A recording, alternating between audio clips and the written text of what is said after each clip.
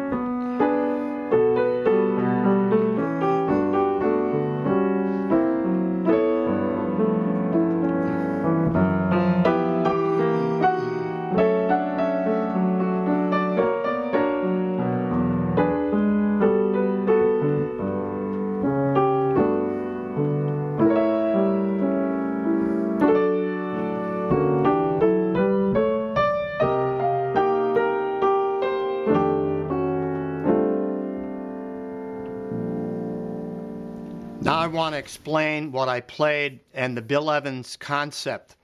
And this song is a beautiful song written by Johnny Mandel, and Paul Francis Webster wrote the lyrics. But anyway, Johnny Mandel was one of the modern day masters, the conductors and composers of our modern day time, and of course Bill Evans as well. And the first category that I'm going to talk about is Bill Evans' voicings.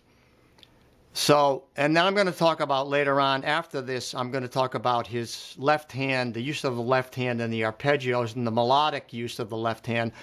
Then I'm going to talk about the phrasing. So I'm going to break it down into 3 categories and discuss each category at length. I'm not going to make this a short video like I've done in the past. I'm going to go slowly because a lot of people want me to go slower and a lot of people want me to go faster. So I'm going to compromise with the 2 points of view on this one and deal with each category in detail.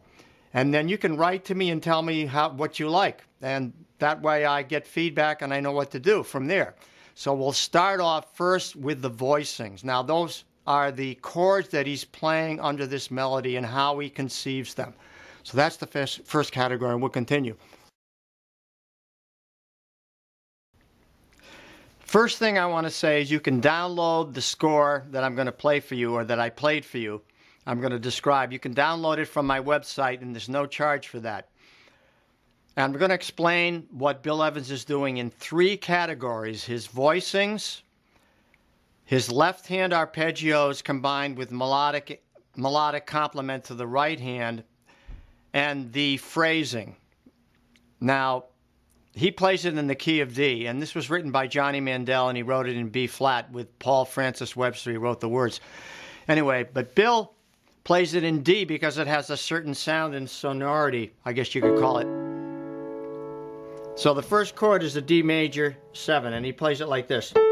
Now that's a beautiful voicing because he's got root 3rd, major 7, 9, 5th. It's a major 7 up here, double. So he's doubled the melody there, but he's got this beautiful distribution of the harmony. And that first chord is the knockout, and then he does thirds like this. And he goes to this chord, which is a C minor chord with a D in the bass. And the original chord was just a C7 like this.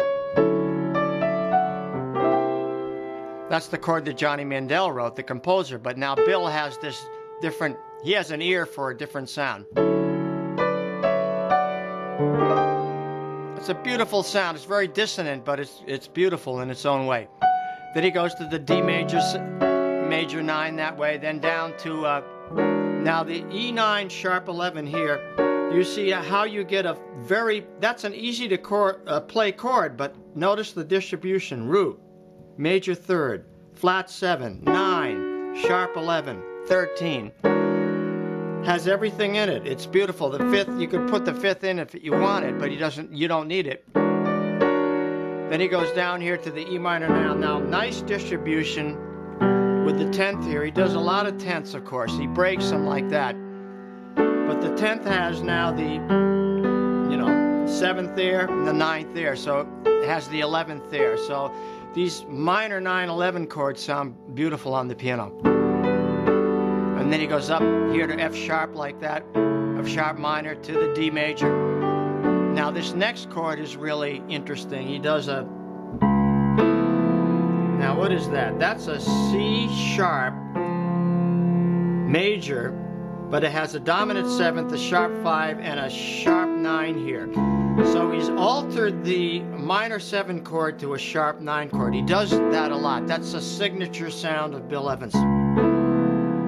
Then you're there on that beautiful F sharp major chord with the added 9th there. And then there's a turnaround here to go to the 6th chord, and he does it. It's a C minor 7 flat 5, but he does it like this. So you're da, da, da, and then the F sharp here. So that's a beautiful fill. It's not the melody, it's just a fill. And then here's the melody again. There's the B minor 9. Now we'll continue. The other thing I want to say about this video is that I'm just taking this as sort of a stream of consciousness. I'm not going to rush through this. I'm going to go slower, and I'm going to address each chord individually and take it at a slower pace. So now, and if I make a mistake, I'm just going to forget about that. I'm not going to redo it. So now B minor 9. Now here, the original chord here was a C7 with a B flat. Bill Evans uses an E flat 7, so he's altered the chord, and he does this beautiful line in his left hand, like we're going to talk about in the next segment. And then he goes to an A in the bass with a D major 7. Now here he has, now there you again you have another 9 sharp 11 chord with the 13 on top. So those rich chords that are spread out like that are something he uses a lot, particularly the spread voicings like that. Down here to this. Now here, this particular passage is a drop 2. Now why is that? This one. Okay, so let's look at it. Now we're in the key of D, so it's not easy to see this, but that's actually an F sharp chord, F sharp 7 chord. But where you get the drop 2 is this note here. It's like taking this chord here. We got this chord. All right, and we're dropping the second note from the top. We're putting it down here. Like that. It has a unique sound like this, but he also puts another harmony in there like this one. Now we get to a B minor. Now we have this B minor with a rising 5th. The 5th wants to go to sharp 5, then to 6, and then to 7. That's a beautiful use of the inner harmony.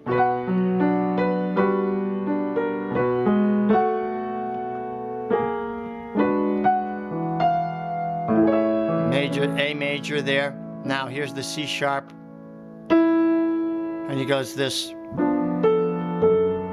through the F sharp minor there.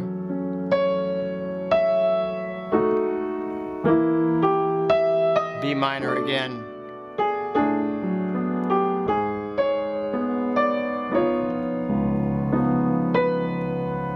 Now here we go to F major 7. Now he has this passage that's very interesting. The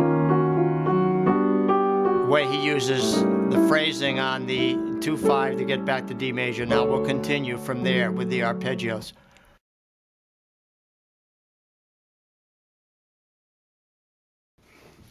Continuing, I think the most interesting aspect of this arrangement by Bill Evans is his use of the left hand and the arpeggios that enhance the harmony, but also complement the melody, and that's unique in this way. So we'll go through it like this.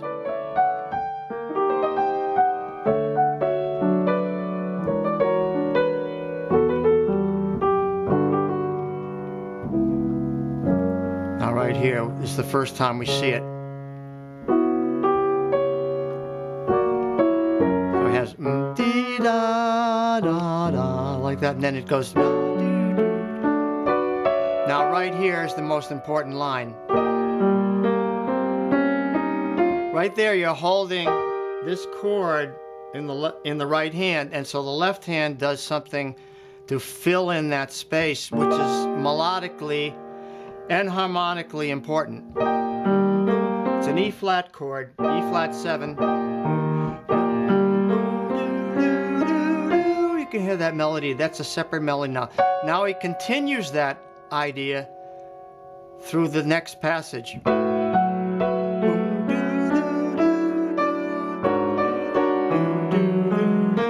That's genius. That's enough of it. So now we just go to, now he has this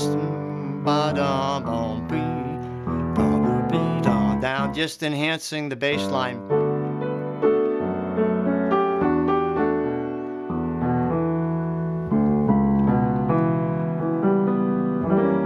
Then you have your,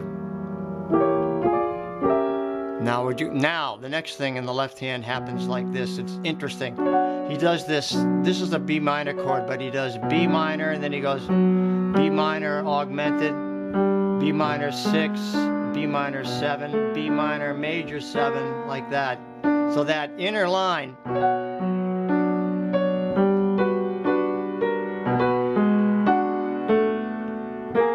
like that.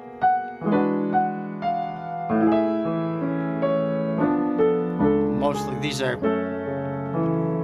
there's always something going on in the left hand.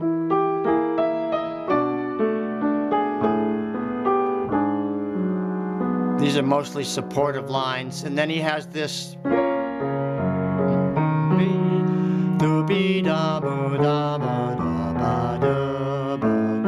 So these are very intricate, these left hand lines. Let's continue now with the left hand.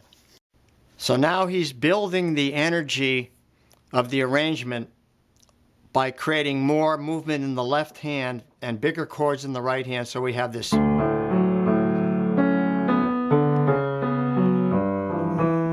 have that kind of thing in the left hand. Someone goes. And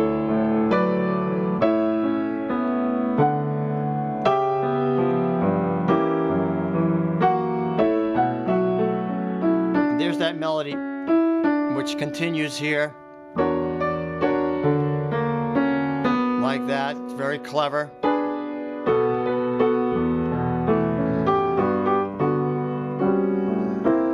And then here, more left hand melodic movement. Big chord there. Now what is that chord? That's an F sharp chord, but what is it? F sharp, dominant 7th, 13, flat 9. You see that big voicing there.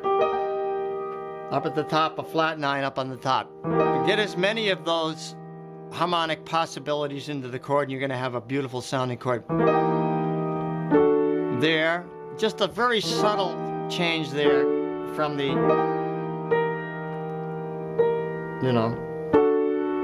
harmonic change there. Now the minor, B minor here, and another interesting line in the left hand.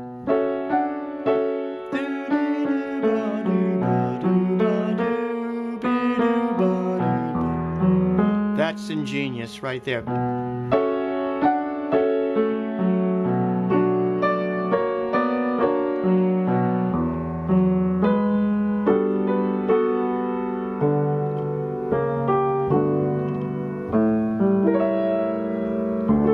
the end, he has this drop 2 line that takes us to a modulation.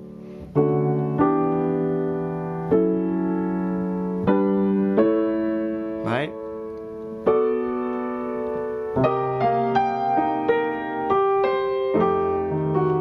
To B flat, and then we'll continue.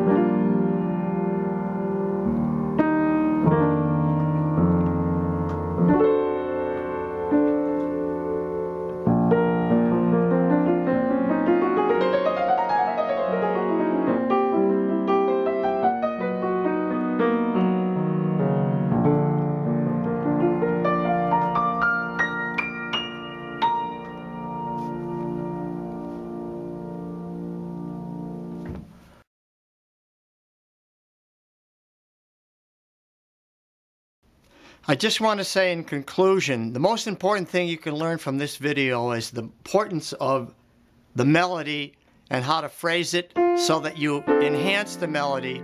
I think that's what Bill Evans is doing. He's always enhancing the melody in some way, whether he's using his left hand or he's complementing with his right hand fills or his chords or his voicing. The melody is the most important thing of a song. And you have to always bring that out, no matter whether you play a complicated, simple, the simplest thing, whether it be just like this.